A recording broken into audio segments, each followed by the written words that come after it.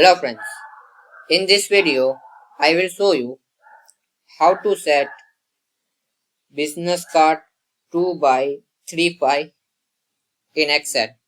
So you can very easily set this paper size in Excel. So firstly you need to click on here, page layout, click on it. Now click on size and scroll down, and here you need to find this business card 2 by 3 pie. You can find it and click on it, so you can very easily set it. If you not find here, so you need to click on here more paper size, and here paper size, just click on it and you can find here.